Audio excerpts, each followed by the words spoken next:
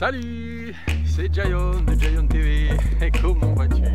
J'espère que tu vas bien, que tu te sens en pleine forme et reposé pendant ces vacances de la Toussaint.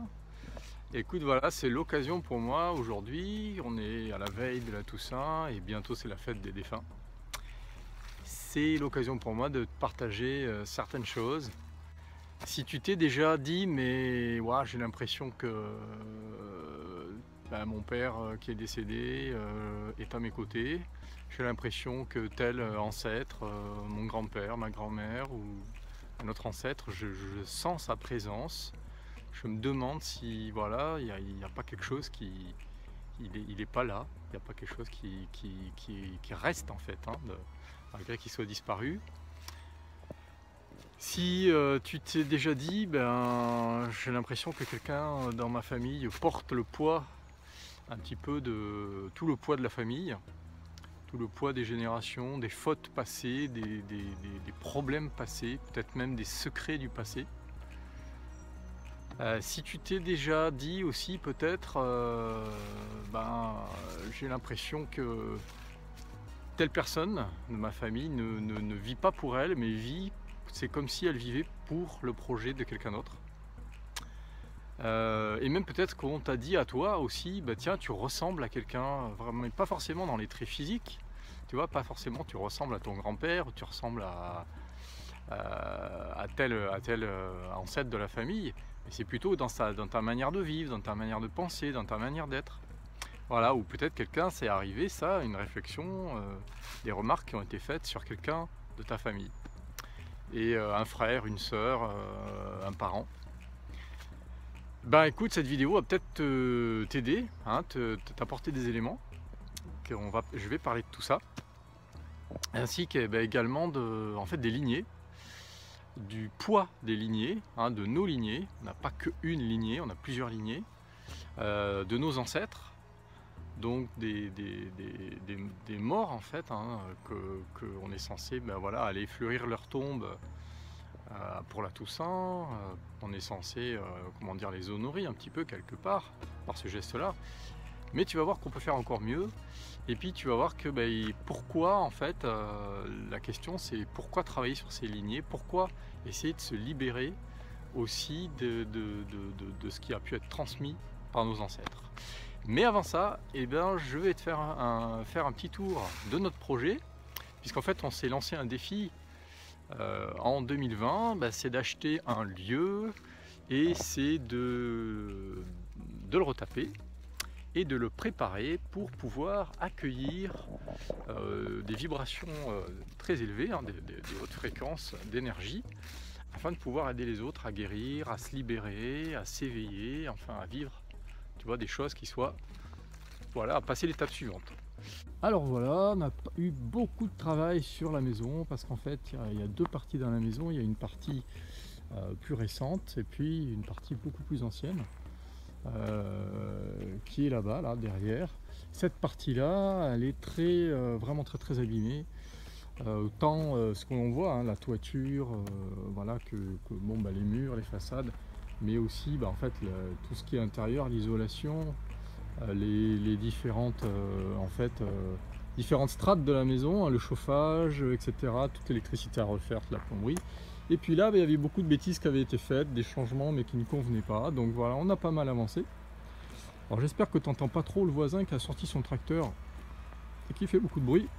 Mais mais voilà, donc là ça avance, écoute, petit à petit. On a beaucoup de ralentissements et de freins, c'est vrai, dans parce qu'on découvre petit à petit qu'il y a des choses qui ont été mal faites, comme par exemple un drain qui avait été posé à l'envers, là ici, tu vois, devant la maison, parce qu'en fait là il y a une pente, si tu veux, il y a une pente légère comme ça, du terrain, et donc ce terrain, l'eau arrive, et puis du coup, ça rentrait énormément, ça montait énormément dans la maison. T'as qu'à voir le crépi, comment il est. En fait, du coup, on a repris ça, parce qu'on se disait, mais c'est pas possible, l'eau ne s'évacue pas. Il y avait une vraie mare qui s'accumulait là-bas, devant cette fenêtre, là, devant cette porte-fenêtre là. Donc voilà, beaucoup d'humidité qui montait dans le mur, beaucoup de salpêtre, etc. À l'intérieur aussi, hein, pas que sur le crépi. Donc voilà, on a repris ça, on a refait un drap et ça, ça nous a changé la vie. Il n'y a plus du tout la mare. Et la maison, voilà, c'est l'été est passé dessus. La maison n'a pas trop craquelé, hein. Il y a une petite fissure, mais elle était déjà là. Et puis, on va voir comment tout le reste se comporte. Mais bon, il y a tout à reprendre, il y a plein de choses. Alors tu vois, on a reçu les portes et les fenêtres. Là, ça c'est le sol, c'est ce qui va constituer le sol, tout ça, les carreaux de Gironde, etc. Voilà, donc après on a pas mal avancé aussi sur le projet de l'abri du parking pour pouvoir garer tous les véhicules et abriter aussi le matériel de chantier pour créer un petit atelier. En fait, là, toute cette partie, donc en fait, on est allé couper des arbres sur le terrain qui est déjà mort, hein, tu vois, des châtaigniers là en l'occurrence.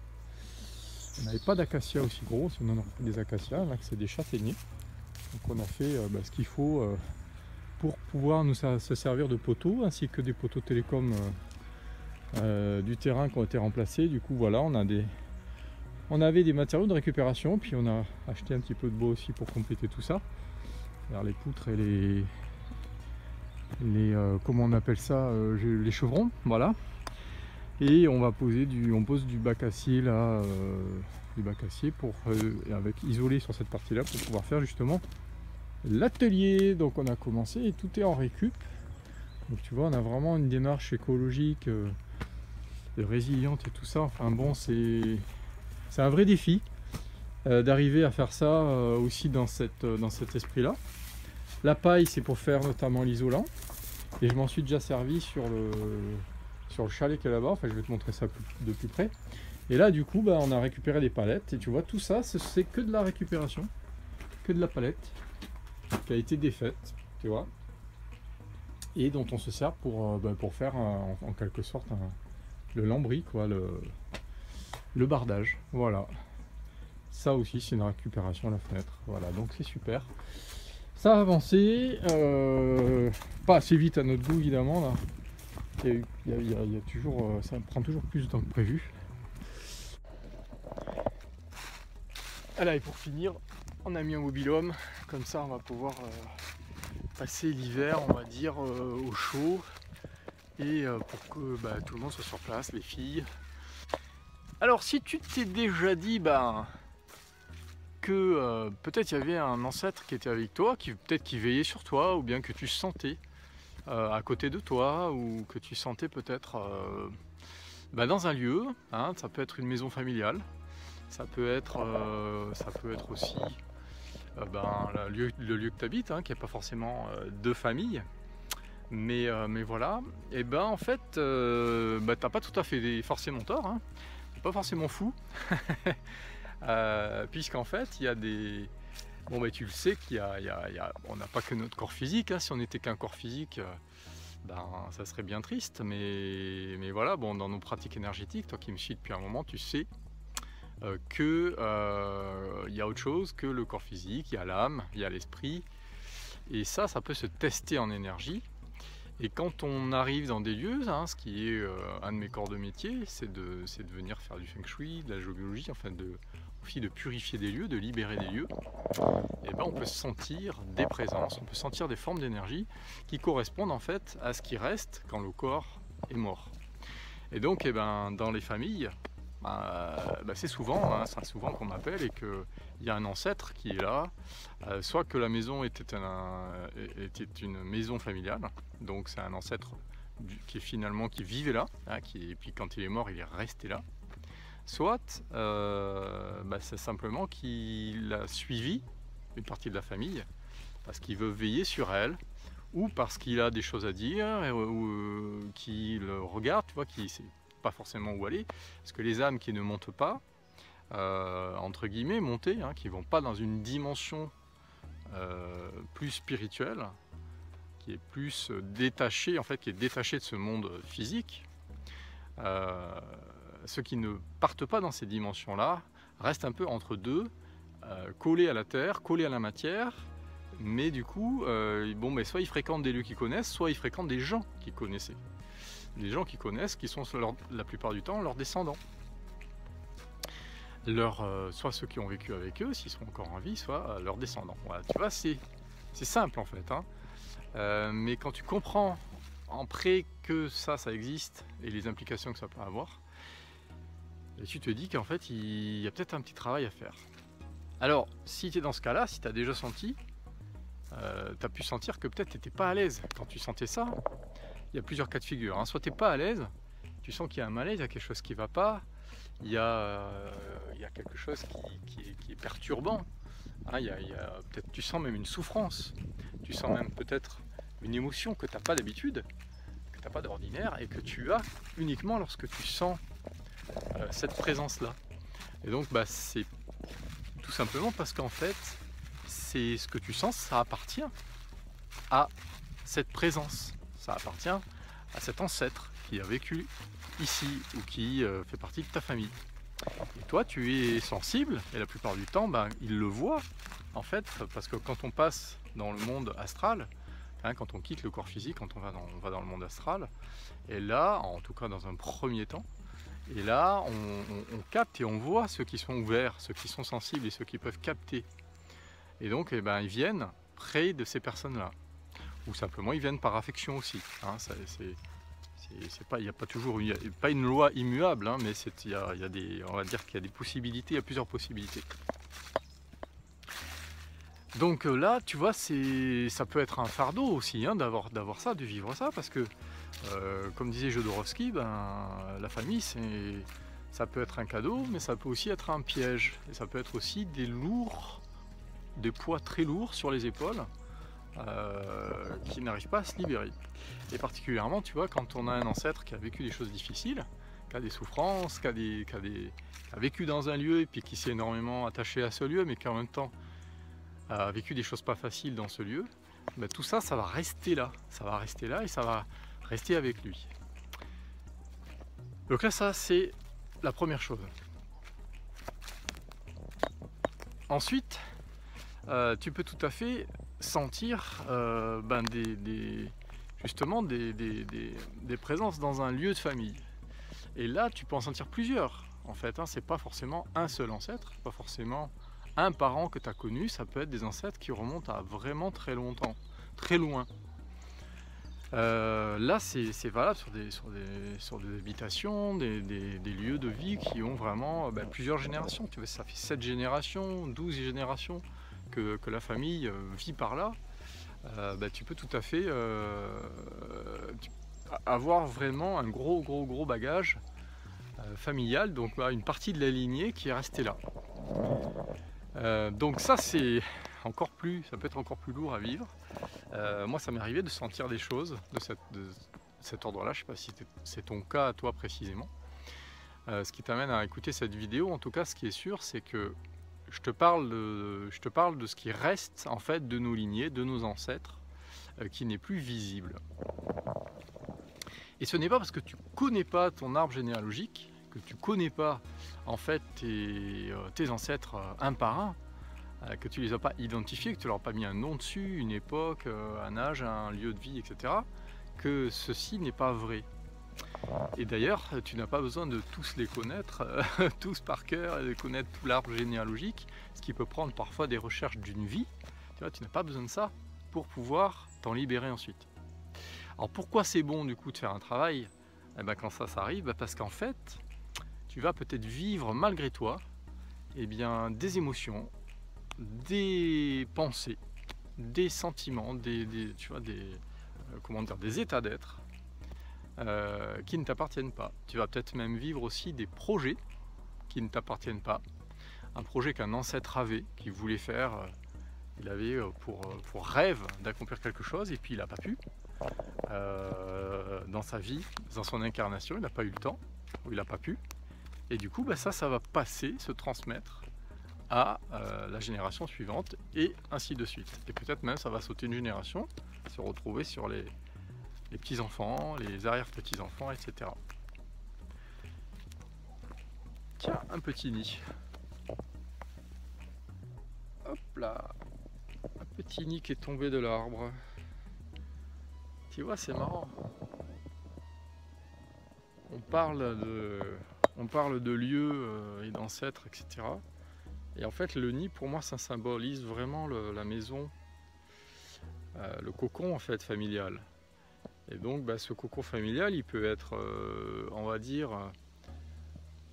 il peut être sécurisant, c'est-à-dire qu'il va t'apporter une forme tu vas en recevoir les bienfaits, les cadeaux, qui protègent, qui nourrissent, qui donnent des bonnes choses en fait à travers l'ADN notamment. Hein. Tu vas avoir toutes les informations, toutes les gènes qui sont positives, c'est-à-dire tout ce qui a été développé par tes ancêtres comme qualité, comme connaissance, comme apprentissage sur soi, comme travail sur soi, voilà, comme accomplissement intérieur et aussi comme accomplissement extérieur, hein, puisqu'on a des défis dans notre incarnation,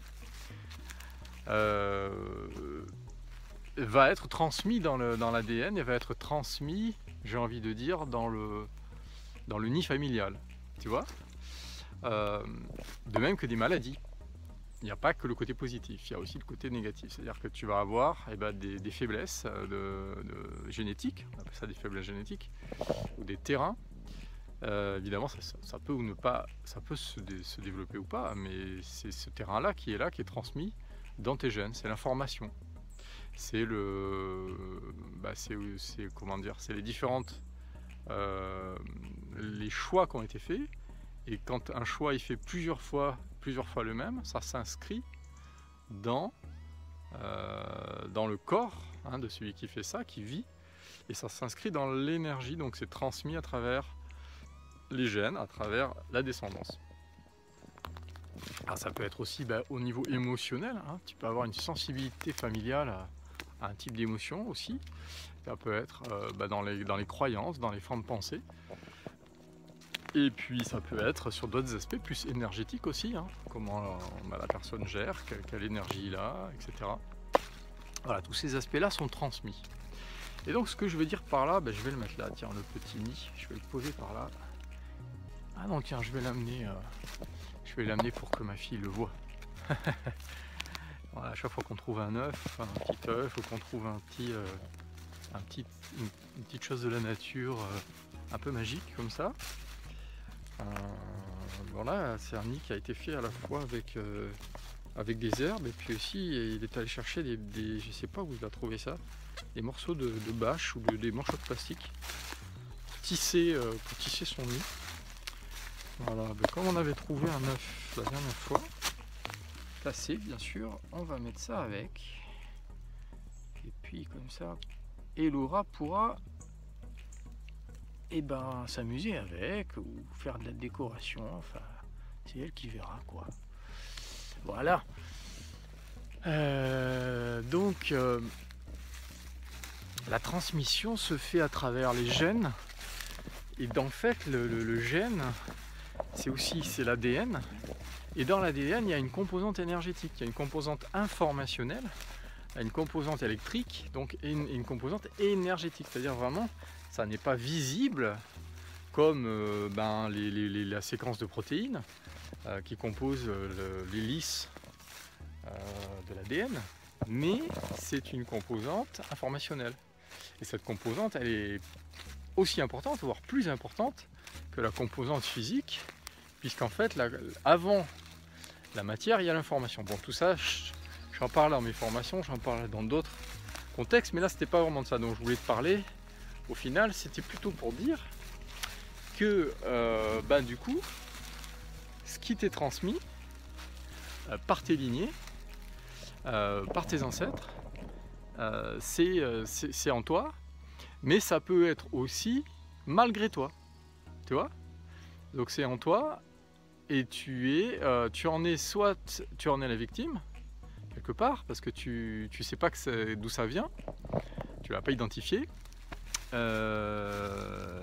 Et tant que, en fait, si tu veux, il faut comprendre que c'est comme pour toi, si tu veux, comme pour quand tu fais des soins, toi qui es en démarche, tu dois certainement fréquenter pas mal les thérapeutes et les libérations personnelles, et donc tu sais que, en fait, il y a des choses tant que c'est en toi sous forme non résolue, ben, ça va perdurer. Donc il va y avoir, ça peut même déboucher sur un problème, tu vois, qui va se matérialiser dans le physique. Donc un problème qui va être une maladie, qui va être un blocage, qui va être la perte de quelque chose, la perte d'une mobilité, la perte voilà, d'une partie de ta, comment dire, de ton agilité aussi, de ta conscience, de ton intelligence, ça peut être n'importe quoi. Et donc, ben, dans la famille, c'est exactement pareil. Dans les lignées, c'est exactement pareil. C'est-à-dire que tout ce qui n'a pas été résolu, tout ce qui n'a pas été, on va dire, transformé, tu vois, tout ce qui n'a pas été, dont on n'a pas fait le deuil, dont on n'a pas fait la complète intégration, le bilan, l'acceptation, et aussi du coup bah, le travail de se détacher de certaines choses, et bien tout ça, ça va perdurer. Alors ça ne perdurera pas au niveau physique puisque la personne est décédée, et en fait quoique, si, ça va perdurer au niveau informationnel, au niveau énergétique, et ça peut du coup réapparaître au niveau physique dans un descendant. Voilà, de même que ça peut être là sous forme d'énergie aussi dans un lieu, dans un lieu familial particulièrement.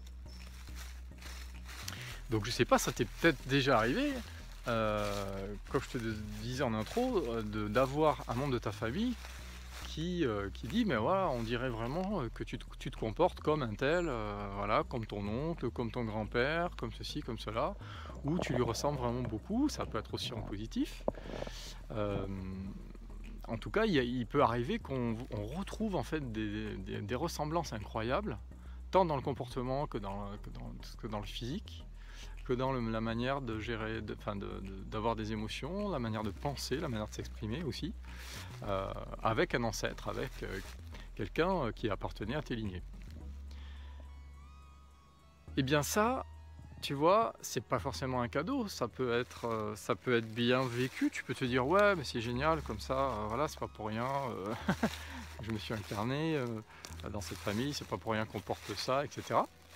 Mais en réalité, ça peut être surtout un problème, puisque si c'est de l'ordre d'un blocage, justement d'un nœud, de quelque chose qui n'a pas été libéré, digéré, comme je te disais juste avant, et ben ça va perdurer, et ça va perdurer malgré toi. Donc autant pour les projets qui n'ont pas été réalisés, pour les rêves qui n'ont pas été, on va dire, assouvis et accomplis, et comme ça, ben je sais pas moi, ils ont toujours rêvé de voyager par exemple, d'aller faire le tour du monde, et puis c'était vraiment le projet d'un de tes ancêtres, il n'a jamais pu le réaliser. Et puis comme par hasard, ben, tu as un des petits-enfants qui, même si c'est beaucoup plus loin, tu vois, si c'est un ancêtre qui remonte beaucoup plus loin, ça peut être un descendant, et bien qui ne rêve que de ça, que de voyager, qui va faire que ça, tout le temps. Même quand il aura fait un voyage, on pourra se dire, ben voilà, ça pourrait assouvir le projet, mais non, comme cet ancêtre a toujours cette soif, avait cette soif quand il est mort de voyage, elle a été transmise dans l'information, dans les gènes et dans le corps et dans l'énergie des descendants. Donc celui qui va récupérer ça, celui ou ceux qui vont récupérer ça, eh bien il va être dans cette quête permanente, dans ce besoin permanent. Et même si tu fais un voyage, même si tu en fais deux, même si tu en fais trois, il va toujours avoir envie d'en faire un. Bon là c'est un exemple qui peut être jugé plutôt sympathique, d'avoir envie de voyager, c'est quelque chose qui est plutôt, qu'on prend plutôt comme étant sympathique. Voilà, le jour est en train de décliner, j'espère que tu me vois encore bien.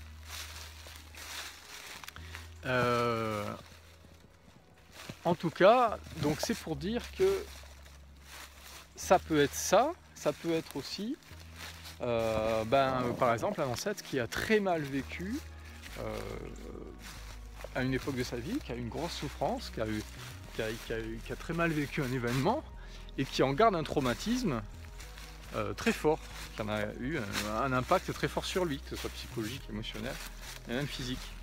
Et donc ça, ça peut perdurer à travers ses descendants. De même, il peut y avoir, je te parlais des ancêtres qui peuvent s'accrocher à des lieux.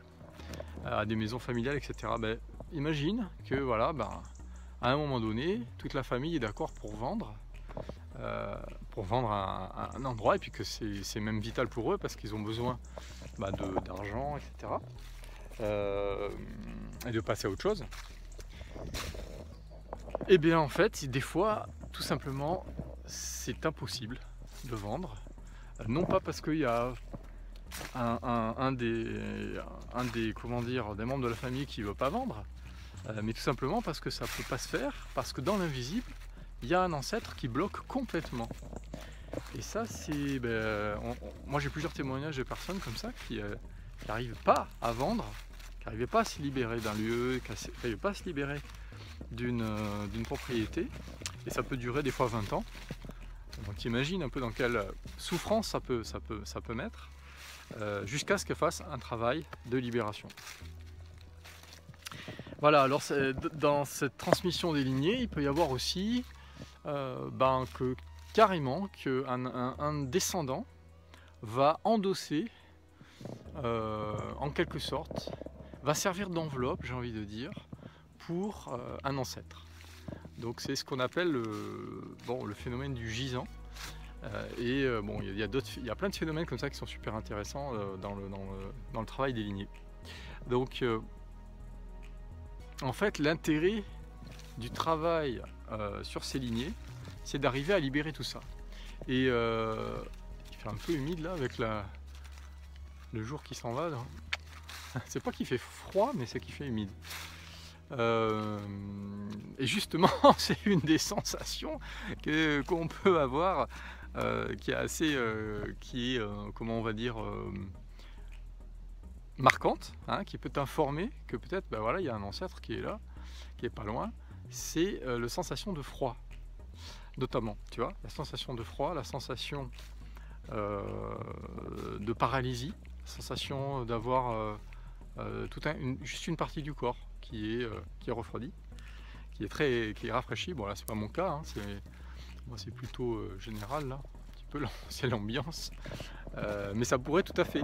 Et ça m'est arrivé de nombreuses fois, pas que avec mes propres ancêtres, hein, que j'ai pu sentir.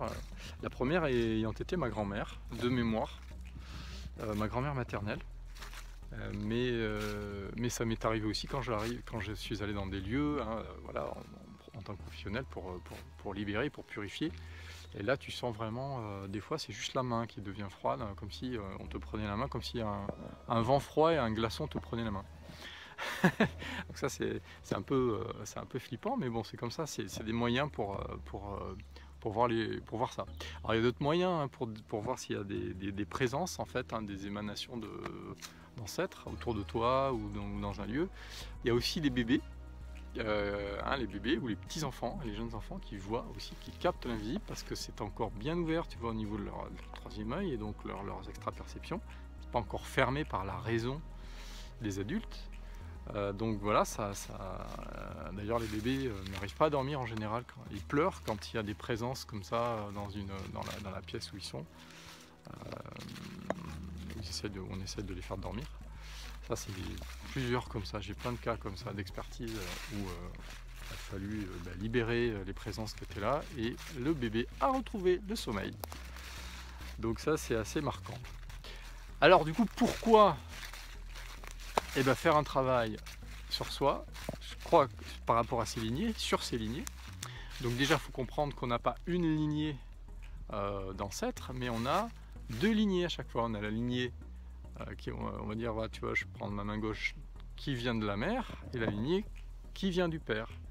Et donc ces lignées, elles sont, c'est multiplié à chaque fois par deux, si tu veux, à chaque fois que tu remontes une génération, puisqu'en fait, tu as ton père, ta mère, qui avaient eux-mêmes leur père, leur mère. Donc tu as tes grands-parents maternels, tes grands-parents paternels. Et après, tu as tes arrière-grands-parents, tu en as 4 du coup, maternels, et tes 4 arrière-grands-parents paternels, etc. etc. Et à chaque arrière, etc., ça va se multiplier par 2.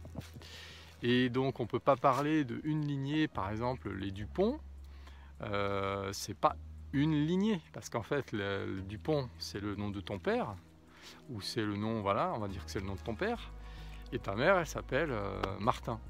Bon, bah, les Dupont, ils sont arrivés, ils étaient 2. Et donc c'est pareil, Dupont, ça vient du père. Et la mère, elle s'appelait comment? Eh ben, c'était une autre lignée. Encore, elle venait d'une autre lignée, de ses parents qui portaient un autre nom, etc. Donc en fait, tu as comme ça de multiples lignées qui te viennent de ta mère et de ton père. Et on ne peut pas parler d'une lignée, on parle forcément de plusieurs lignées qui en fait s'ouvrent et se démultiplient par 2 à chaque fois qu'on remonte une génération. C'est pour ça qu'on parle d'un arbre généalogique. Donc toi tu es en fait, on va dire, si on le prend, on peut le prendre dans le sens qu'on veut, hein, mais on va dire que toi tu es le tronc, ça fait 1, c'est toi, ça fait juste on va dire une masse, on va dire, et bah, déjà les 2 branches principales se divisent, hein, le tronc peut se diviser en 2 avec 2. Bon là c'est pas le cas de celui-là, mais tu vois celui-ci, je sais pas si on va le voir, voilà, celui-là il fait 2, et donc après ben, les 2 branches principales vont se diviser encore en 2, en 2, en 2, en 2, donc on parle d'un arbre familial, d'un arbre généalogique. Bah, c'est pour ça, tout simplement, ça se divise, ça se divise, ça se subdivise, et puis à la fin tu arrives aux petites branches, aux branchettes, aux branchioles, aux feuilles, et là tu as une multitude d'ancêtres. Hein, tu as une constellation énorme en fait d'ancêtres qui représente justement toutes ces lignées. Alors pourquoi faire un travail là-dessus? C'est parce que justement tu vas pouvoir libérer tous ces blocages, et encore je t'ai parlé juste de quelques trucs qui sont quelques exemples marquants, et tu vas pouvoir libérer ces nœuds qui ont été peut-être mis en place au même niveau, de la même génération. Imaginons tes arrière grands-parents, tu vois, donc déjà tes grands-parents, t'en as normalement, tes grands-parents, t'en as 4, et tes arrière-grands-parents, t'en as déjà 8, donc il peut y avoir 8 possibilités de blocage, 8 possibilités de souffrance. On va s'intéresser évidemment bien sûr à ça, à libérer ça. Tout le positif on n'en parle pas, mais on le reçoit. Et c'est que du cadeau, c'est que du bonheur. En plus, quand on a libéré le négatif, quand on a libéré les nœuds, les blocages, tout ça va apporter, va pouvoir rayonner d'autant plus. Donc on s'intéresse à tous ces nœuds, à tous ces problèmes qui ont pu avoir, à tous ces blocages, à tous ces mal vécus, on va dire, ces mal-être, ces mal-vivre de nos ancêtres. Et à chaque fois qu'on va les libérer, on les libère depuis nous, en nous, parce que évidemment il y a un lien, et on va pouvoir libérer aussi toute la famille, toute la lignée, et c'est ça qui est génial. Il y a une tellement grande différence entre l'avant, quand tu penses que tout va bien, tout ça, et que tu es libre, et que en fait tu es sous influence aussi de tes ancêtres, et l'après, que ça n'a juste mais rien à voir, et que c'est... tout le monde devrait faire en fait au moins un travail comme ça pour se libérer de ces lignées. Voilà, donc le pourquoi, tu vois, il est facile à comprendre en fait, finalement, c'est en fait de s'alléger de tous les poids du passé. Donc on va déposer tous les bagages, parce qu'en fait du côté gauche de notre mère, toutes les lignées de notre mère, on va avoir un poids, on va avoir des choses qui sont imprimées. Bon, je mets ça sur le côté gauche de mon corps, mais ça peut être n'importe où, hein. C'est simplement que voilà, c'est pour symboliser ces 2 parties. Et puis du côté du père, c'est pareil, on a tous ces poids, tous ces bagages, et en fait il faut arriver à se libérer de tous ces fardeaux, de tous ces pièges, pour que les cadeaux qu'ils nous ont faits puissent vraiment être vécus et s'exprimer dans nos vies. Voilà. Alors tu veux peut-être te demander maintenant, comment on fait ça? Alors moi, le meilleur atelier que j'ai vécu, la meilleure chose que j'ai pu vivre, c'est avec Laetitia du blog Soin de Soi, qui a mis au point une méthode où tu n'as pas besoin d'avoir ton arbre généalogique. C'est 100 fois plus rapide les systèmes de constellation familiale, où il faut en refaire plein. Des fois tu passes même plusieurs constellations sur le même ancêtre, alors que là tu peux vraiment avancer et libérer plein d'ancêtres en même temps. les aider à passer dans la dimension où il faut, libérer les blocages qui sont en lien avec eux, même s'ils sont déjà réincarnés et qu'ils ont recommencé, tu vois, une vie sur Terre, ailleurs, autrement dans un autre corps. Il y a un lien, il y a une empreinte. Et d'ailleurs, c'est pas pour rien, des fois on croise des personnes qui sont peut-être plus jeunes que nous, mais ça peut être la réincarnation d'un de nos ancêtres, tu vois. Et là, tu as un lien karmique, transgénérationnel avec cette personne-là. Enfin, transgénérationnel et karmique, si jamais il y a quelque chose, il y a un truc pas réglé, pas résolu, souvent, ben voilà, ça va être karmique. Et ben, la méthode donc de Laetitia est super rapide. Moi, je suis carrément en train... La nuit arrive. La nuit arrive sur moi. Oh là là là là. Enfin, en tout cas, là, pour l'instant... bon, le téléphone il n'arrive pas trop à gérer, mais moi je vois encore la belle lumière à travers les arbres, c'est sympa.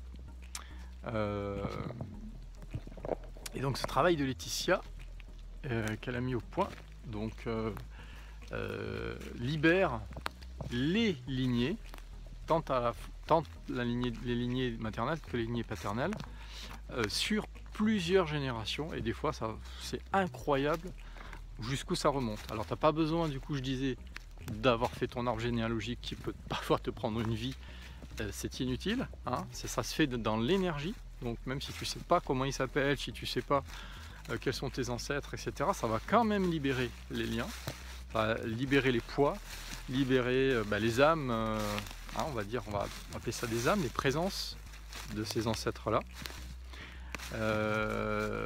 T'as pas besoin non plus d'y revenir 100 fois. Hein, tu peux faire ça, en tout cas nous dans les ateliers qu'on a fait, puisque j'ai fait des ateliers en tant que participant et après je l'ai accompagné en tant qu'énergéticien. J'étais un peu gardien au niveau énergétique de ces séances là et c'était juste super puissant, très puissant. Et donc maintenant elle a mis ça dans un programme en ligne et elle fait plus de séances en présentiel et elle a mis une méthode au point, hein, qu'il suffit de suivre pas à pas, donc il n'y a pas besoin d'être initié, n'importe qui peut la faire, c'est vraiment hyper facile. Il suffit de suivre les étapes une par une et puis ça roule tout seul, voilà. Écoute, je t'en reparlerai, je te mets le lien dans la description, puis je te reparlerai dans d'autres vidéos. En tout cas, voilà, j'espère que ça t'a apporté quelque chose. N'hésite pas à me poser des questions, à me faire des commentaires par rapport à ce que toi tu auras vécu, ce que tu as comme expérience à partager. Et voilà, je te mets les liens dans la description par rapport à la méthode de Laetitia. Et puis, n'hésite pas à me soutenir mon travail et mon partage. Car comme tu sais, voilà, on n'est pas payé pour faire... pour passer ce temps-là et pour faire les vidéos, pour monter tout ça. Donc tout ça c'est du bénévolat. Donc si tu as envie de me soutenir, ne serait-ce que par un abonnement, d'activer les notifications pour être au courant des nouvelles, des prochaines vidéos et de mettre un j'aime, et c'est bienvenu. Allez, salut, porte-toi bien, ciao. C'est marrant, c'est carrément Halloween. Tu vois, ça va être la nuit, il va y avoir un truc qui va surgir de derrière. Le mec il parle d'un truc qui se produit sous nos yeux. Ambiance gothique et gore. On va rigoler, attention.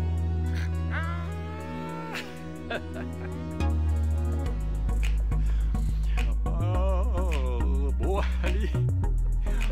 Porte-toi bien avec tes ancêtres, hein. Le bonjour chez toi.